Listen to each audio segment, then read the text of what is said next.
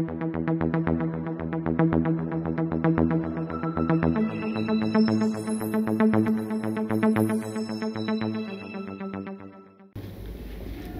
mesdames et messieurs, nous sommes le 3 avril 2021. Bienvenue sur votre journal hebdomadaire sur La Nouvelle Express. Nous allons débuter ce journal par la polémique sur les frappes aériennes de l'armée française à Bounti qui ressurgit.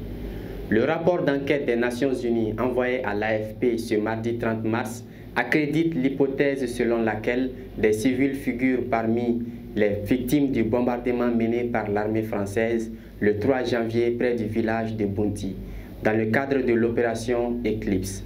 En effet, les conclusions de ce rapport d'enquête affirment que les 19 personnes tuées durant cette opération étaient bel et bien des civils réunis pour un mariage, et non pas des djihadistes, comme le soutenait Paris jusqu'alors. Paris, à travers un communiqué publié par le ministère des Armées, dément toujours l'hypothèse énoncée par les Nations Unies. Le ministère français des Armées affirme que le 3 janvier, les forces armées françaises ont effectué une frappe aérienne ciblant plutôt un groupe armé terroriste identifié comme tel près de Bounti. Il émet de nombreuses réserves quant à la méthodologie retenue et dit qu'il ne peut considérer que ce rapport apporte une quelconque preuve contredisant les faits tels que décrits par les forces armées françaises. Le ministre français des Armées dénonce une guerre informationnelle. Nous allons à Diafarabé. Hier, le poste de sécurité des forces armées maliennes de Diafarabé a été la cible d'une attaque des terroristes. Le bilan provisoire fait état de 3 morts, 17 blessés, dont 6 graves. Côté terroriste, on compte une dizaine de morts. Les blessés ont immédiatement été évacués vers l'hôpital Sominen Dolo de Sévaré par les FAMA et la MINUSMA. Le chef d'état-major de l'armée, à travers un communiqué, a assuré que la situation est sous contrôle et que toutes les dispositions sont prises pour protéger la population et leurs biens. Une bonne nouvelle d'ordre sanitaire au Mali. La campagne de vaccination contre le coronavirus au Mali a démarré ce mercredi 31 décembre 2021. Le Mali dispose actuellement de 396 000 doses du vaccin AstraZeneca obtenues grâce au programme facilité COVAX au début mars. Dans les mois prochains, d'autres vaccins du même programme appelé COVAX seront livrés. En attendant, le ministère de la Santé et du Développement social fait toujours appel à la population à respecter les mesures barrières. Il faut savoir qu'actuellement, le Mali fait face à une nouvelle vague de contamination. La situation cumulée est de 10 285 cas positifs, 390 décès et 6 901 guéris. Dans le domaine de la culture, l'UNESCO reçoit l'héros symbolique.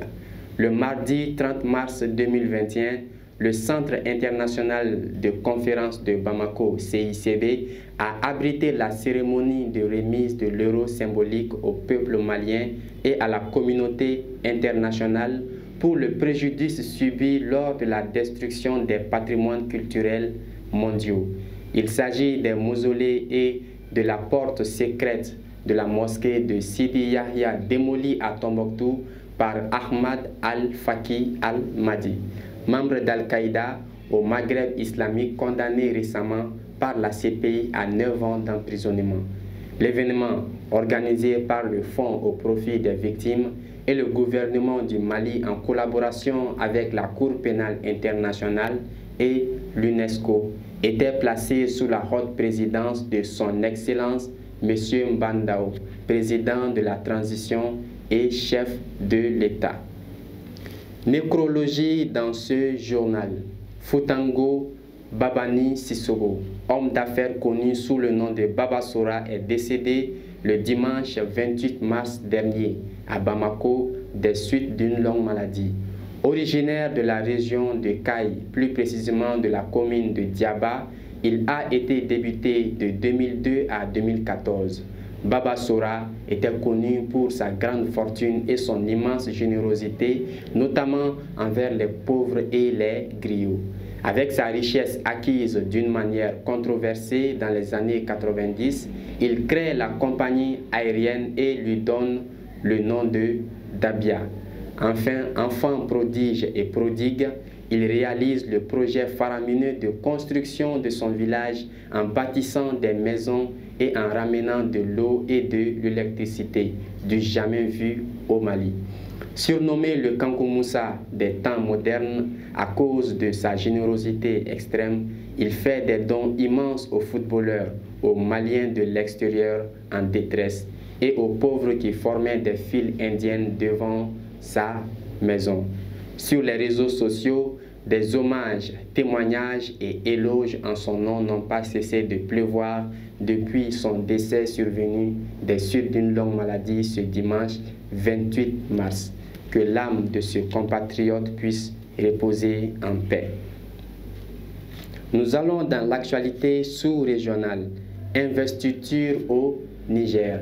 Le vainqueur de l'élection présidentielle au Niger, Mohamed Bazoum, élu à plus de 55% des voix au second tour, a été investi hier à Niamey.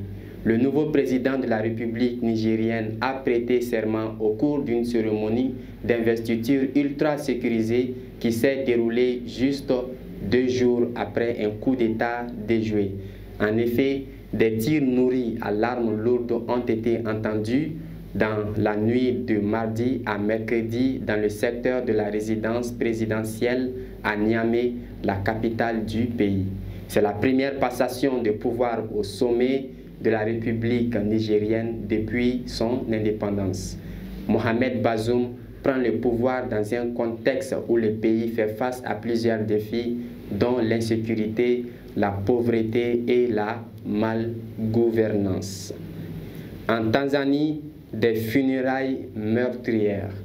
45 personnes sont mortes le dimanche dernier dans une bousculade en Tanzanie lors d'un hommage rendu au président défunt John Magufuli. La cérémonie se tenait au stade de Dar es Salaam, la capitale économique de la Tanzanie. La mort du chef de l'État âgé de 61 ans des suites d'une maladie cardiaque avait été annoncée 4 jours plus tôt.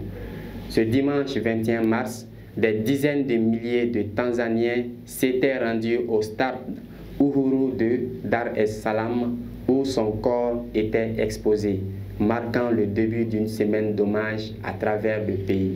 En effet, la bousculade a été causée lors des hommages par l'entrée par effraction d'une foule dans le stade alors qu'il était déjà plein. Nous allons en Côte d'Ivoire. Le pays est touché par l'insécurité djihadiste.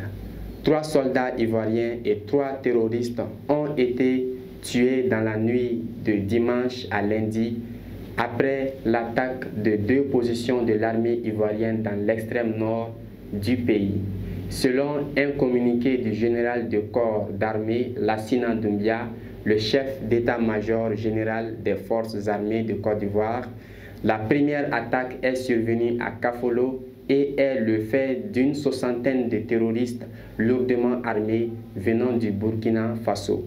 Quant à la deuxième attaque survenue à Kolobougou, où un poste de la gendarmerie a été la cible d'individus non identifiés, un gendarme ivoirien a été tué et un autre a été blessé. En juillet dernier, rappelons une attaque d'une position de l'armée ivoirienne à Kafolo, dans l'extrême nord du pays, avait été causée et a provoqué la mort d'une dizaine de soldats ivoiriens. C'est tout pour ce journal. Merci de l'avoir suivi. Nous vous donnons rendez-vous pour de nouvelles actualités. Mais en attendant, portez-vous bien et restez branchés sur La Nouvelle Express.